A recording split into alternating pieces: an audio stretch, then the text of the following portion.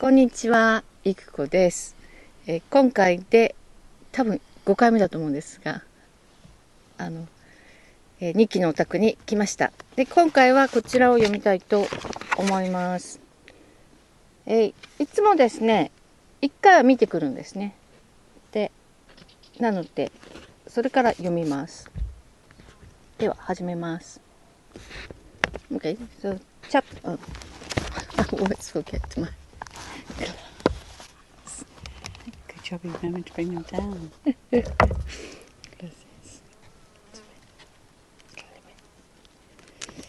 Nice sitting here. It's a very nice day. Yeah. Amazing. Okay, so chapter 2. Doing anything tonight, Sue? The Sue is a very difficult sound. Sue, Sue, Sue, Sue, Sue, Sue. ですね、日本語だったらスーって言ってしまいがちなんですけども、よくある名前ですけれども、口をこうつばめるんですね。で、舌がちょっと入るんです。スー、スー、スーです。日記の口を見ていただくとわかるんですけれども、なので結構私にとっては言いにくいんですね。が、人の名前です。Anything tonight, Sue? I'm going to try and finish the scarf. Then I'll start on some nice socks. Gosh, Sue. No rest for the wicked. No rest for the wicked. No rest for the wicked. It's a saying, you know. You're busy. If you've got endless jobs to do, you know, and then you might say, shall we go out and have a coffee? And I say, no rest for the wicked. I have to carry on working. No rest for the wicked. No rest for the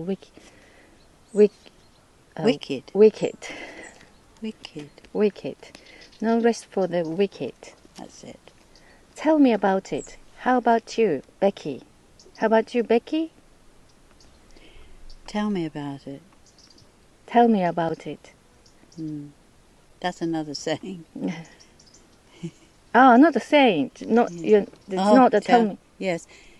There's no rest for the wicked. Oh, tell me about it. Tell me about it. How about you, Becky? Thought I'd go to Westfield to look for a present for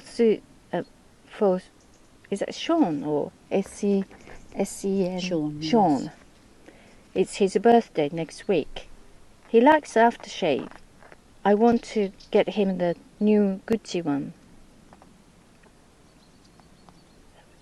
Is that thought I would? Thought I'd go to Westfield. Is that the I'd is I would or short form? I thought I would. Yes, I is. Would.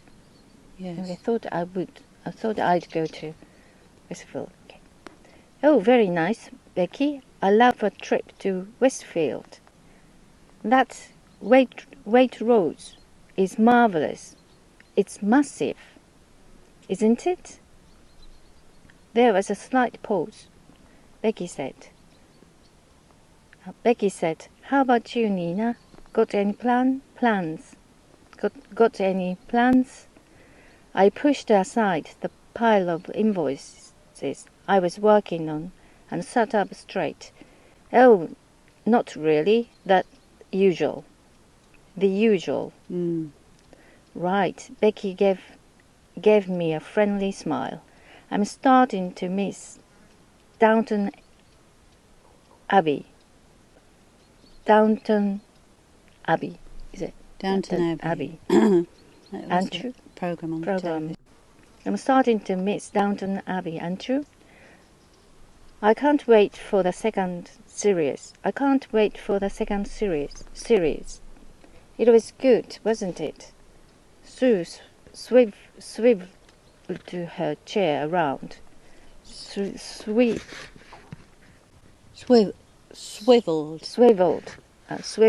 her chair around. You know those black ones you sit on and like the typing office one. Yes. Swiveled her chair around. Eyes alight with a eagerness, as though they'd literally never discussed Downton Abbey until this moment. I did love it, Lady Mary, and that Turkish gentleman she chortled.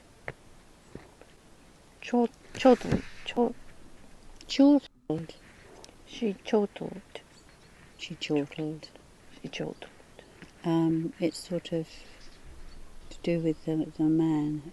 Oh, he was good. Oh, you know. Okay, so she chortled. Yes. Not a word I would use, actually.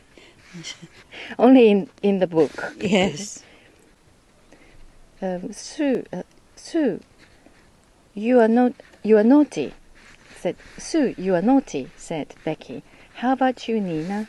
I didn't really see much of it, I said, quelling my inner desire to scream.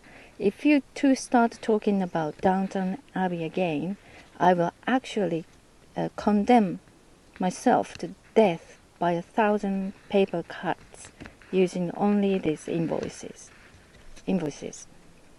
Didn't you? Said Sue. Really? Oh, well, it's awfully good. What I like about it is seeing the servants' world, not just the lords and ladies upstairs. Carson's my favorite. I hope he and Mrs. Hughes. Yes. No, I wanted to shout, stop it! Stop going on about bloody Downton Abbey every day since October. But they were well away. I scribbled, sent help in a post-it note, and briefly considered holding it up to the window, which made me feel a little better, if nothing else. You'd really have enjoyed it, Nina, said Becky, eventually taking out her hairbrush and vigorously brushing her long, thin hair. I looked at the clock on the wall. 4:48 p.m. It's right up your street. You love in story and old stories and everything. Trust me. I watched some of it, I said, but all those rich people and their stupid non-existent problems was silly. I just didn't believe it. Plus, the servants were like cartoon characters. Something like the shooting parties, much better. Or Gosford Park at the very least. I'm getting better at knowing when I'm about to say something Nina-ish. Sebastian used to slap his face with his hands and groan when I'd do it. To my credit, I recognized immediately that this was pretty Nina-ish. Becky shrunk back into her chair, and I cursed my sharp tongue. Normally, I don't mind Becky and Sue. They're nice people. Sue was very kind to me when I first joined. When I first joined Gorings. Is it Gorings? Gorings, yes. Gorings. And she found me crying in the loo about something silly. She made me a cup of tea and gave me a ginger nut. No, it's my fault. Not theirs. It's just that they want to chat and be friendly, and it's always about nothing important. Stupid, willing away time, chat. And I'm no good at that. I never was. Becky tried another attack. Did you see Hello this week? About the secret of Kate's dress. About the secret of Kate's dress. Dress? Yes, dress. Apparently, it's definitely going to be designed by Armani. There's never go Armani. It has to be a British designer, Becky, said Sue, authoritatively. Authoritatively. Authoritatively.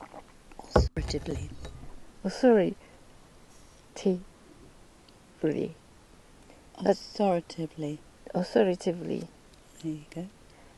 That reminds me, she added, as an afterthought, I must order the ribs tonight. Ribs? For the street party, I'm making 100 sweet and sour ribs. Sweet and sour ribs. 100 sweet and sour ribs. What are you doing for yours? Bunting, said Becky succinctly. 50 meters of it. Can you believe it?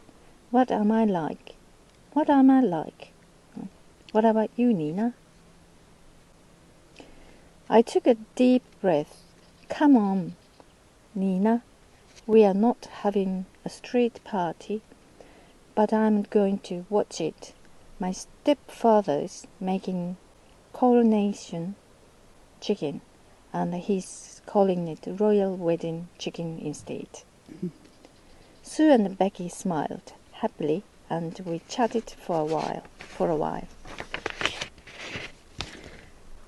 Or rather, they did, and I nodded and pretended to listen while periodically my eyes stole to the clock on the wall, fake teak and brass ordered by me at Brian's request to match the fixture and the fittings in the rest of the office.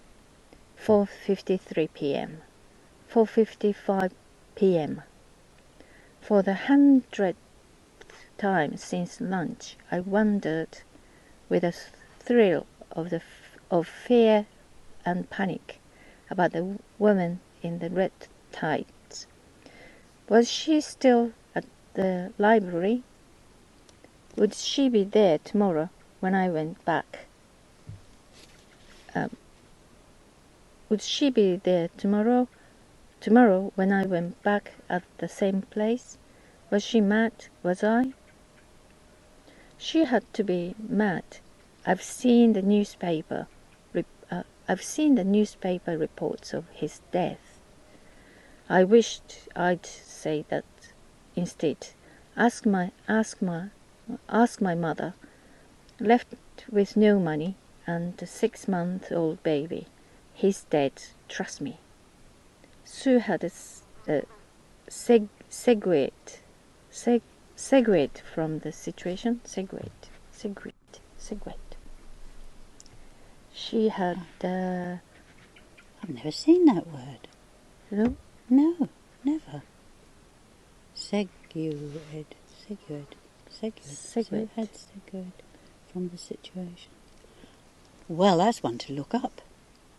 I've no idea. Oh. Don't know that one. We'll look it up. Yeah, okay. Sue had a segued, I think, from the situation with the ribs to the latest rumors in today's Daily Mail about Carol Middleton's hat when Brian Robson, my boss and one of the partners, not a footballer, as he introduced himself to everyone, appeared with a dictation tape. Hey Nina, can you type this up before you go home? Sure, how many? 5, but one's a little bit complicated. Is that okay, my dear? Of course, I said, gratefully, grabbing the tape and sliding it into the dictaphone, putting in my earpieces, mouthing apologies to Sue. I liked Brian because he loved talking about books. He was a big fan of Dickens, but mostly because he was a nice man. He'd handled my divorce, and I'd applied for the job here after he mentioned it to me during our first meeting.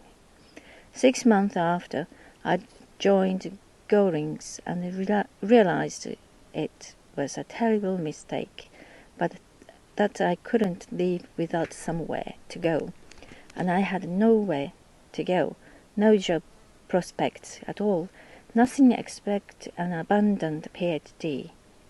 Brian had found me crying at my curved reception desk, which stood at the front of the second-floor offices.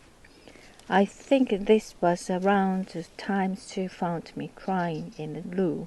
I suppose I cried a bit after the divorce. Brian hadn't said anything. He didn't need to talk all the bloody time, unlike some people. He had patted my shoulder and handed me a large cotton handkerchief. What's up? What's up? What's up? He had said conversationally. Everything, I'd said. Melodramatically. Is it? Melodramatically. Melodramatically. And then, after wiping my eyes and blowing my nose heartily on his handkerchief. Heartily on his handkerchief, I'd half handed it back to him, and we'd both laughed. Is that we'd both laughed? We had both laughed. We both and we'd. We had or we had. That's past, isn't it? Yes. And we had both laughed. We had both laughed. Mm. I'll wash this. I'll wash this. I'll bring it back tomorrow. Like Mrs. Tiggy Winkle. Don't you worry, I must say. I've no idea why a girl like you is working here, he'd said enigmatically,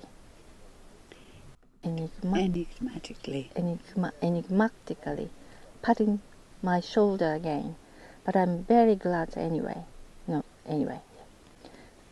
A girl like you? It didn't sound like a compliment. That's the trouble, Brian. That's the trouble. Brian had 3 children and lived in Alperton,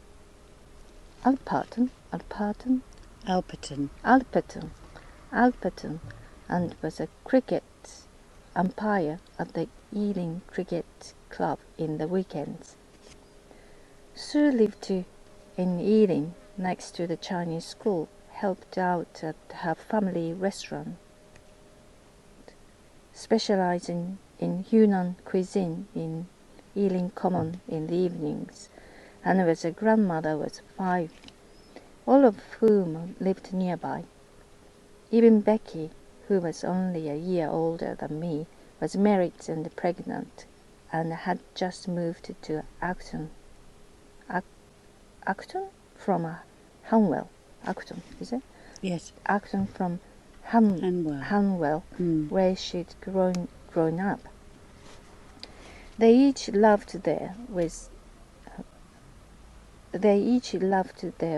West London lives, hurrying out of the city, back to quiet, straight, leafy streets. Becky had told me she couldn't wait to move further out and have a proper garden. Who wants to live in London? She'd said. All the noise, all those people. Wouldn't it be lovely to feel like you're in the England countryside? But I knew nothing about the England countryside except English countryside, except what I'd gleaned from books. I'd never really been anywhere outside London, apart from holidays to various beaches when I was little, which were invariably a disaster, as my East Coast American mother didn't really understand British holidays, along with many other things about life in this country. We'd sit on a mingy. We'd sit on a mingy towel mugged out from our B&B in the freezing cold on a thin strip of damp sand, watching families play ball, put up windbreaks, eat complicated picnics, listen to the radio one road show, a cacophony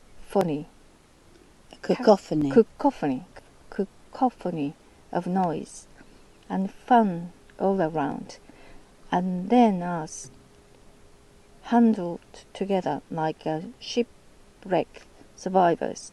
I couldn't wait to get back to London. I had always loved the city, how it kept its best side secret, how the more you examined it, the more it rewarded you. I loved the little alleyway through Soho, the old enamel. これはカタカナでエナメルですね。これが英語だとenamelになります。Enamel signs on long established hardware shops. The adverts for relief of pox painted on the sides of Bloomsbury houses. Bloomsbury houses. The vast, beautiful caryatids. That's Welsh. That's not English. Oh. But beautiful caryatid. Holding up the apse of the St. Pancras new church. I think it's apse. Not apes. No, it was apse. That's APES. Apse. Holding up the apse of the St. Pancras new church on the Euston Road. The wooden tortoise and the frog on the stairs in Liberty. The ancient